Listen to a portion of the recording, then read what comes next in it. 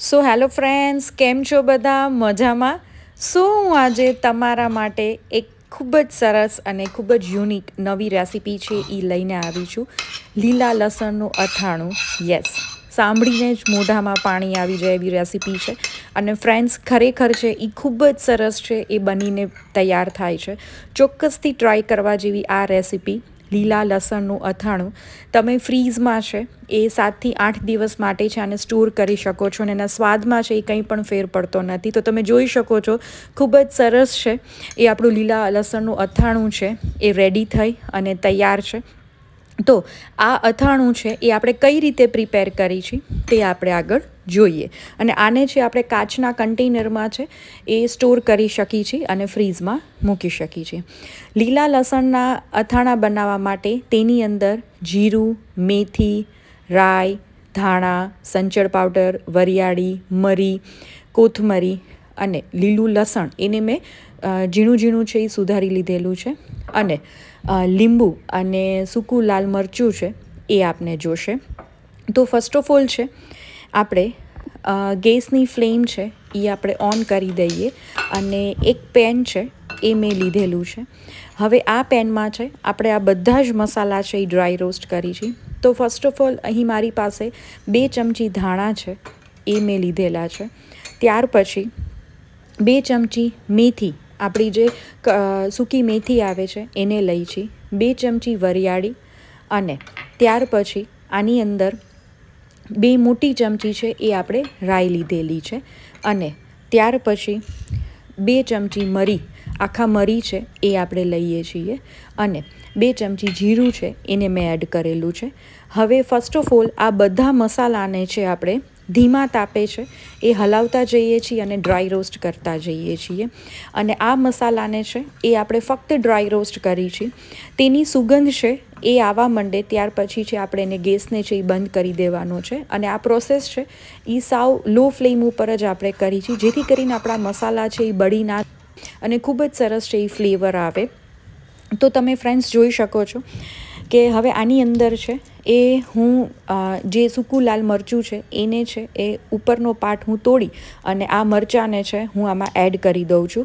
અને તેને પણ છે એ પ્રોપર રીતે આપણે ડ્રાય રોસ્ટ કરી લેવાના છે.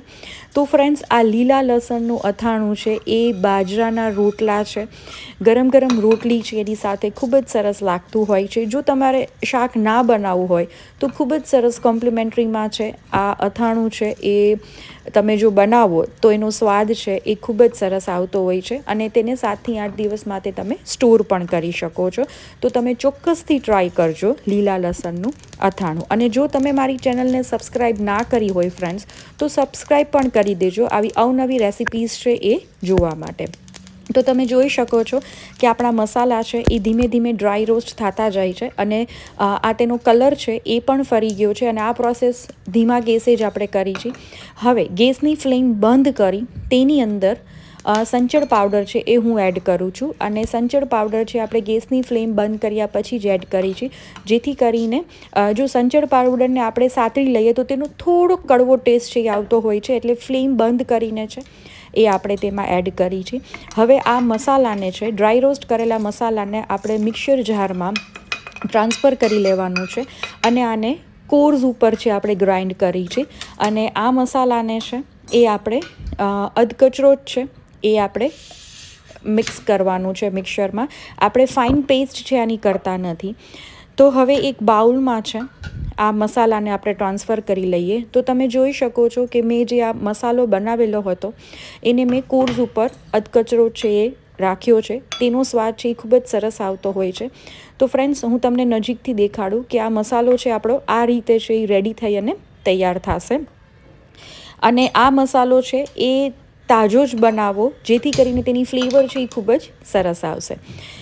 ત્યાર પછી ફર્સ્ટ ઓફ ઓલ તે જ પેનમાં છે એ અરાઉન્ડ હું તેલ એડ કરું છું. તો મોટી 8થી 10 ચમચી છે અત્યારે હું તેલ એડ કરું છું. તેલ થોડુંક વધારે પ્રમાણમાં આપણે લઈએ છીએ તો જ આનો સ્વાદ છે એ ખૂબ જ સરસ આવતો હોય છે. અને તેને સ્ટોર પણ લાંબા ટાઈમ સુધી આપણે કરી શકીએ છીએ. તો અરાઉન્ડ મેં અહીંથી 8થી 10 ચમચી છે મોટી તેલ લીધેલું છે. હવે તેને છે એ આપણે ગરમ થવા દઈએ. ગરમ થાય પછી આપણે છે એ આગળની પ્રોસેસ કરીએ છીએ. તો આપણું તેલ છે એ ગરમ થઈ ગયું છે.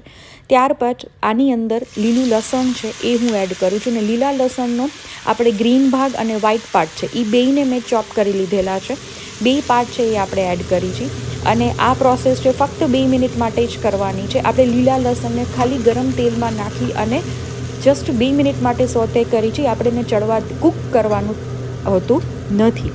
ત્યાર પછી આની અંદર અરાઉન્ડ 2 થી 2.5 ચમચી મોટી છે એ હું આ મસાલો છે એ એડ કરું છું.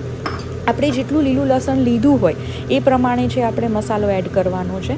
ત્યાર પછી આ રેડ ચીલી ફ્લેક્સ છે એ હું એડ કરું છું. અને જો તમારી પાસે રેડ ચીલી ફ્લેક્સ ના હોય તો તમે લાલ મરચું પાવડર પણ 1 ચમચી છે એ એડ કરી શકો છો. અને અહીં મેં 2 મોટી ચમચી કોથમરી છે એ લીધેલી છે, તેને પણ હું એડ કરું છું. અને મીડિયમ ગેસની ફ્લેમ ઉપર છે એ આપણે આને 2 મિનિટ માટે જસ્ટ સોતે કરી છે.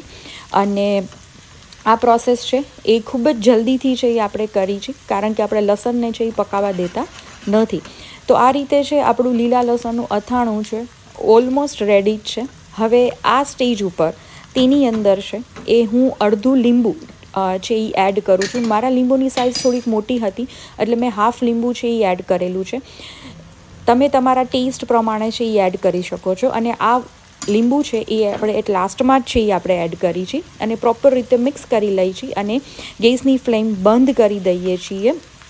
અને આને એક સર્વિંગ બાઉલમાં છે લઈ લઈએ છીએ. તો તમે જોઈ શકો છો કે આપણું લીલા લસણનું અથાણું ખૂબ જ સરસ, અને ફ્રેન્ડ્સ આની ફ્લેવર અને આની સુગંધ છે એ ખૂબ જ સરસ આવે છે. ટ્રસ્ટ મી, તો તમે જરૂરથી ટ્રાય કરજો લીલા લસણનું છે એ અથાણું. અને અત્યારે સિઝન છે તો લસણ પણ છે એ ભરપૂર પ્રમાણમાં માર્કેટમાં આવતું હોય છે, તો તેનો ભરપૂર ઉપયોગ કરવો. તો હવે છે આને હું એક ગ્લાસ જારમાં છે એ હું ટ્રાન્સફર કરી દઉં છું. અને તમે આને છે એ 7 થી 8 દિવસ માટે છે એ સ્ટોર કરી શકો છો. તો આપણા ફ્રેન્ડ્સ લીલા લસણનું અથાણું છે એ રેડી છે, તમે જોઈ શકો છો. અને આપણે આને હવે સ્ટોર કરી દઈએ છીએ. સો ફ્રેન્ડ્સ, તમને મારી રેસિપી છે એ કેવી લાગી તો ચોક્કસ કમેન્ટ સેક્શનમાં છે મને જરૂરથી જણાવજો. અને તમે કયા સિટીમાંથી છે રેસિપી જોઈ રહ્યા છે તે પણ મને કમેન્ટ સેક્શનમાં છે એ જરૂરથી કહેજો. અને આને લીડ ઢાંકી અને આપણે રાખી દઈએ છીએ. Thank you for watching.